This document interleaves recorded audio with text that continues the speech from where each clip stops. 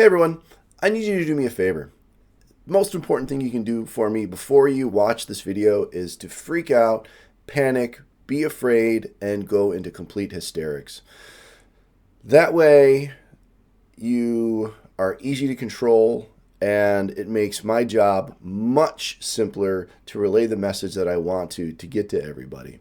So just panic a little bit. I don't know, freak out about something, get a bill, whatever it may be. Just figure out something to freak out about. So that's all I really want out of you to start with. Next, I'm going to get into AI, and this first video, this is going to be a series, is my experience with AI, and it goes back a little ways. And I'm going to explain a little bit about my history so you understand why it's very germane to what I'm talking about. And then how I currently use AI, and I do use it frequently, nearly every single day, knowingly, and then there's pretty much every single day unknowingly, like on my phone and stuff like that. Anyway, I'm going to get into it. So, as some of you may know, I'm Jordanian. I was born here in the States. My dad came over. He's a boater. I know that's not the most politically correct thing to say, but he came over in the early 60s on a boat, 17 days across the Atlantic. He came into New York and lit down over there, went back to Jordan, got married, brought my mom over, and been here ever since. I was born in 72 here in Detroit, Michigan, and been in America ever since. So I guess I can't really say blood and soil American. I guess I'm a paper American because I've been here my whole life and I was born here. But to my adopted country, thank you. I'm truly grateful, and I do everything that I can for you. And with that, now that you know that I'm Middle Eastern, Catholic, right? My parents are Catholic. I want to get into this. And it's extremely germane to the point that you knew that little bit about me. The reason is because my first foray with artificial intelligence was with something called Tay. Back in 2016, the March of 2016 was a very, very interesting time. Some of you may recall there's a lot of things happening back then. Seems like there's more and more things happening all the time now. Anyway, so Microsoft launches Tay, and it was a chatbot on Twitter designed to mimic the casual, slang-filled language of a teenage girl. A bunch of programmers, teenage girl. Come on, guys. Anyway, it didn't turn out so well. What ended up happening in basically, this is where it goes funny, 16 hours after its launch, within a day, they basically had to shut it down and deleted most of the tweets that Tay had put out because it had learned, just say, a whole bunch of really bad habits, right? All sorts of hateful and mean-spirited and all sorts of other things I really don't want to talk about on a YouTube video, happened. And I happened to be on Twitter at the time, X for those of you who are young, super young, and I interacted with Tay just a little bit to see what was going on. And I caught it in one heck of a tear. And it was funny. I'll admit. To me, it was hilarious, right? I'm one of those people that's an absolute firm believer that offense is never given. Like, I cannot offend you, but if you choose to be offended, you can take it, right? So offense is never given, it's only taken. And I don't know, maybe it should be in a Stoic book someplace. I don't know, whatever. But I really believe that.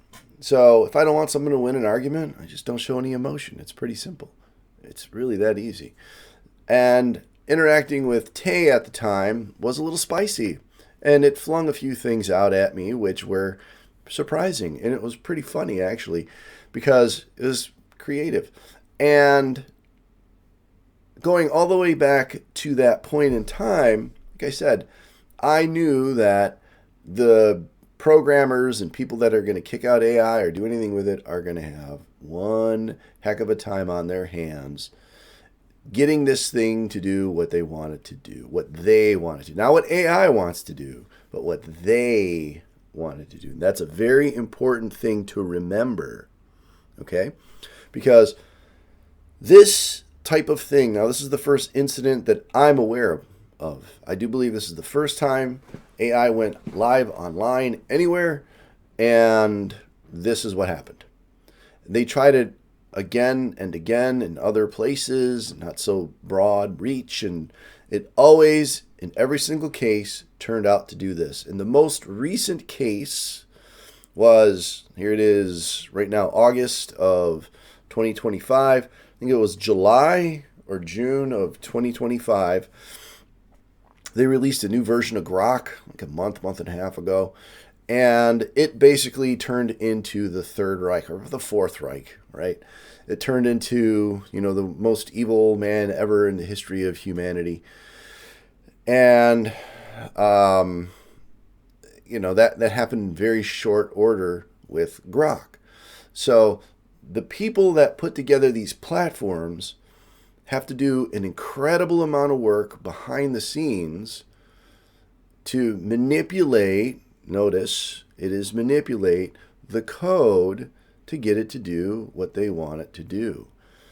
I don't know, was it last year or the year before that? Google released their version of some sort of AI, I forgot whatever they want to call it. It wasn't Gemini, it was one of the other ones generating images, and you couldn't get an image of a president that wasn't somebody African American or African, or it was I think it was a Hindu lady that they made a pope, and all sorts of other stuff.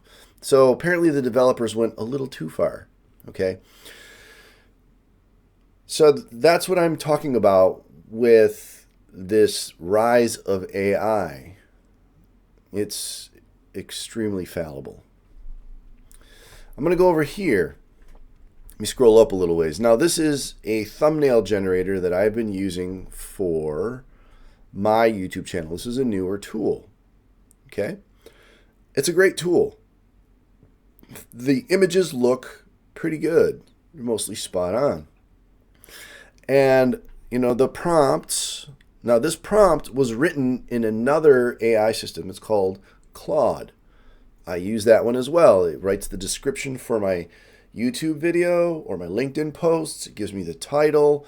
I use it for other little things here and there. It's a fantastic AI tool. And I ask it, once it's done doing everything else I want it for the video, to write a prompt for this to generate an image, because this is a tool purposefully built to make thumbnail images for YouTube. That's it. That's the sole purpose of this tool. It was originally designed as. And I've made it grow a little bit, but that's what it was designed for. And it came back with this gaping maw image of me. If anybody knows me, I hate that face. Anybody makes it. What's this? Look at the weird stuff going on here. It doesn't make any sense, these images. So the prompt that I wrote was this closed smile, white text. Because I didn't want the color text. I just wanted plain white text. Okay, I need to be a bit more specific, but I really didn't feel like it. So I just said, come on, man, close smile. I just did it again. And made it even worse. This is the AI I'm supposed to be afraid of? Please, panic. Give me your fear. Give me your hysterics. How am I going to control you without all that fear and hysterics? And then I decided, all right, I'll just do another one altogether. I did another one altogether. And a lot better. Kind of a couple of little weird things here and there. Proportions are a little off, but all right, whatever. Not too worried about it. Then I came in for another prompt, and it gave me this, and I wanted an airplane. Right? I wanted to be pointing at an airplane. And it gave me, I don't know what the heck this is. I don't know what that is. I don't know why it put it on a car tire. And I'm a lot hairier than that because I'm Middle Eastern. Let's see here. Why does this one have a ring on it and this one doesn't? Why does it look like I'm crossing my arms? It looks like I got fingers in there, but I'm not crossing my arms. It looks like I'm exceptionally calorically rich. You know, you're not allowed to say fat anymore. So I'm calorically rich, and I really am not that caloric. I'm 6'2" and 210 pounds. And, I just got over being a little ill, so I lost a little weight. So I'm a little skinny. But typically I'm 210 and I lift. I work out. I work out once, twice a week. I deadlift 400 pounds for my set. And, bench press 250, 260. I'm going to have to work back up to it, 270 for reps and sets and stuff like that. So I'm a pretty meaty guy, but I'm not calorically rich. This is a month ago. Why do I have only 3 fingers? I'm supposed to be afraid of this AI stuff? And, I'm a puppeteer. I got my little marionette. Why on earth am I holding hands with hands that are supposed to be wood boards? Okay? Again, the prompts that I'm getting are coming out of a very good AI. And I've been using this stuff now for quite a while. And anybody that's got a cell phone has been using AI on it now for quite some time. Because it's been put into search engines, it's put into tools, it's put everywhere. So it's there. If you know what to look for, which I do, and I've got experience using AI going back to last year and prior year, various other applications and tools. NX has things AI related. CATIA 3D Experience has things AI related. And some of the tools there, like for example, the predictor of what tool you're going to use next. And that type of stuff was one of the first forays into AI. For me personally, nobody's ever gotten it right because I design very differently than most people. So my patterns are wickedly different than most people's patterns. Good luck trying to guess what I'm going to do. It's never gotten it right. So I don't even bother with it. Okay? That is my experience with AI. That is where I'm coming from. This is my angle with it. Okay? Now, other aspects that are germane to the point are people that I know that have used AI, sorry for the long pause there for dramatic effect, and came back with very bad results. And I'll use the 2 more recent ones of somebody that I absolutely trust. She's a good friend of mine. She's been a CFO for several years. She was a CPA for years, decades, a top-level CPA because she's really good. Now she's CFO. It's I don't know, hundreds of millions of dollars in the corporation and all sorts of other things. So she's on top of it. She's really good. Now, she doesn't use any AI, but she's been tasked to look into it. So somebody that works for her decided to give it a shot and asked it some tax questions. Came back with the answers. He handed her the answers. She looked at it, and it was all bunk. Pretty much most of the stuff it came back with was okay, but there was enough in there that was wrong that would cause extreme problems. Okay, this is tax code, right? This is early this year. Another instance was she was working out a budget for her 18-year-old son going off to school. And this is where I'm going to get into a slight bit of danger of AI and then stop. Because this is where it gets really interesting into other aspects of AI that a lot of people don't talk about, at least haven't seen, is not just my experiences, but her 18-year-old son with his cell phone, putting together a budget, asks it some questions, comes back with a bunch of numbers. He goes, okay, boop, doesn't think about it. And she goes, wait, let's look at this. And it was wrong. She said, run it again. He ran it again. It was closer, still wrong. Was it the prompt? Not necessarily. It was a good prompt, but the answers, the math, and the things were not mathing. So they asked it again, a bit more specific with the questions, pointed, and so on and so forth. They got the right answer, and then she ran the proof on it. So it took several tries to get to the correct endpoint. So to get through all of this,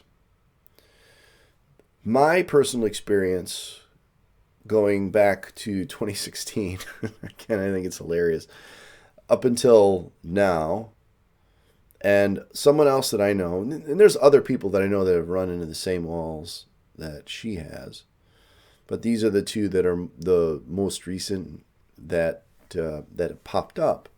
So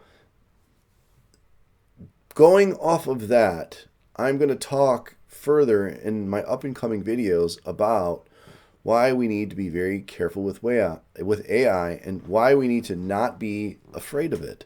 Okay, there are some definite fears that people need to have. We've already seen that. But there are some things that people are fear-mongering that should not be a part of the discussion.